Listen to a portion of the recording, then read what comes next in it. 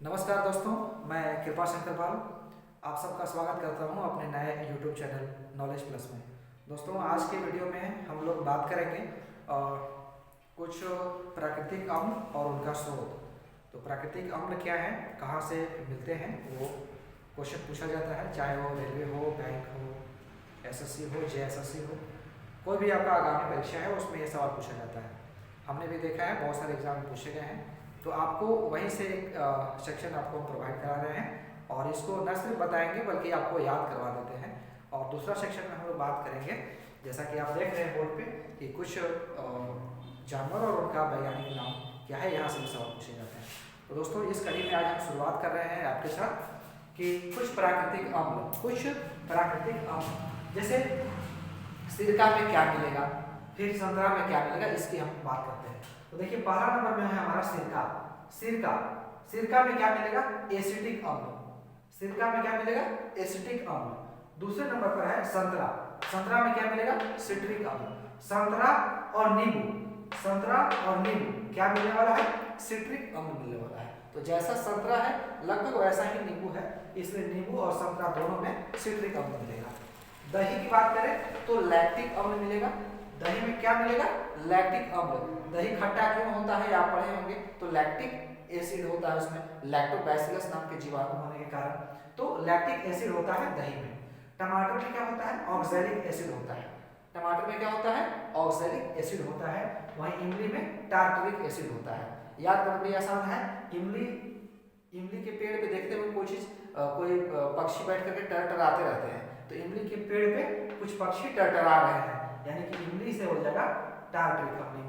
संतरा और नींबू का सिट्रिक अम्ल हो गया, सिरका में एसिटिक अम्ल हो गया। यहाँ वाला सेक्शन आपको याद हो गया होगा। आगे हम बात करेंगे चींटी का डंक या बिच्छू का डंक। तो बिच्छू डंक मारेगा या चींटी काटती है तो आप देखते होंगे कि थोड़ा सा जलन जैसा होता है, तो वो किसके कारण होता है, तो मेथनोइक एसिड होता है उसमें। उसका डंक में क्या छोड़ता है, वो मेथनोइक एसिड। जब मेथनोइक एसिड आपके शरीर में प्रवेश कर जाएगा तो आपको जलन होगा, जैसा कि आप चींटी काटने या बिच्छू के डंक मारने पे अनुभव करते हैं।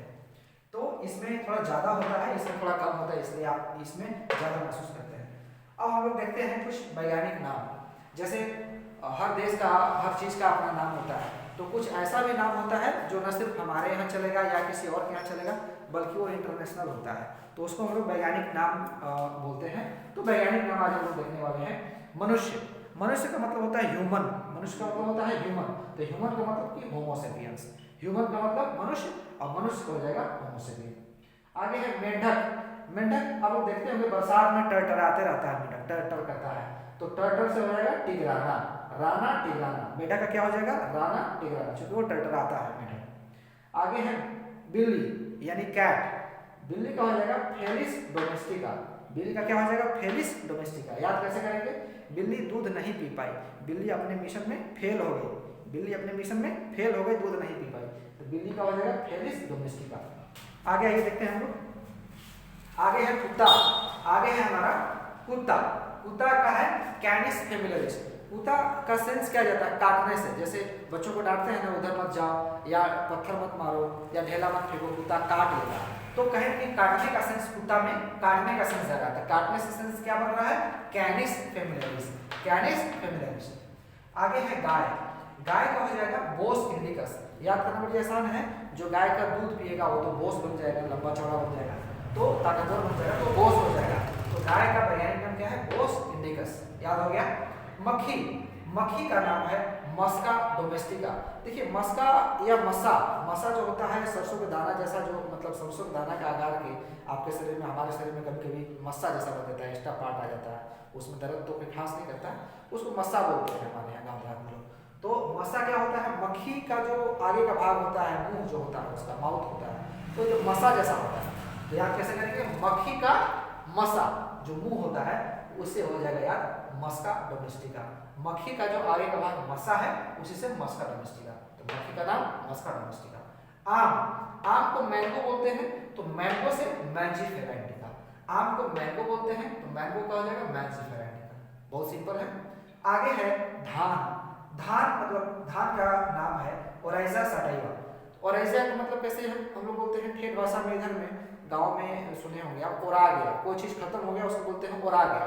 तो धान नहीं है इस बार बरसात नहीं हुआ तो धान नहीं हुआ, धान ओरा गया। ओरा गया मतलब खत्म हो गया, यानी ओराइजा सटिवा। गेहूं, गेहूं का है ट्रिटिकम ऑस्टिवम। देखिए ट्रिटिकम नाम से आपको एक सेंस डेवलप जैसा लग रहा होगा कि ट्रिटिकम मतलब कुछ दाने दाने जैसा, कुछ छोटा छोटा दाने दाने जैसा, ट्रिटिकम ट्रिटिकम लग रहा है। तो ट्रिटिकम मतलब गेहूं के दाने, ट्रिटिकम नहीं गेहूं। तो गेहूं का वैज्ञानिक नाम है ट्रिटिकम ऑस्टिवम। चना, चना का है सीजर अरेंटम, चना का है सीजर अरेंटम। ठीक है, इसका कुछ नहीं बन पा रहा है ऐसा। सरसों का क्या है, सरसों का है ब्रासिका कॉम्पेस्ट्रिस, सरसों का क्या है ब्रासिका कॉम्पेस्ट्रिस है। चलिए यहाँ तक तो याद हो गया होगा। आगे हम दो क्वेश्चन लेकर के आए हैं जो आपके लिए करंट अफेयर टाइप में काम करेगा। भारत के सुप्रीम कोर्ट के मुख्य न्यायाधीश जो भी बनाए गए हैं वो 50वें नंबर के हैं। सवाल पूछ देगा कि अभी जो मुख्य न्यायाधीश बनाए गए हैं उनका नाम दे देगा, बोलेगा कौन सा उनका क्रम है, वो कौन सा सीरियल नंबर के हैं, या बोल देगा कि कौन बनाए गए हैं। तो भारत के सुप्रीम कोर्ट के मुख्य न्यायाधीश जो भी 50वें नंबर के बनाए गए हैं उनका नाम है धनंजय यशवंत चंद्रचूड़, धनंजय यशवंत चंद्रचूड़। आगे है भारत के वर्तमान उपराष्ट्रपति कौन है। तो भारत के वर्तमान उपराष्ट्रपति हैं श्री जगदीप धनखड़, श्री जगदीप धनखड़। आशा करते हैं आपको ये फायदेमंद रहा होगा। और हम ये क्या और रिक्वेस्ट करेंगे कि देखिए हर चीज़ का परफेक्शन तो समय के साथ आता है। हमने ये शुरुआती स्टेज चुकी है हमारा, तो आप अपने कमेंट सेक्शन में जा करके हमें जरूर बताएं कि आपको कैसा लग रहा है। आपका सजेशन भी है वो बहुत इंपॉर्टेंट है मेरे लिए। So thank you so much.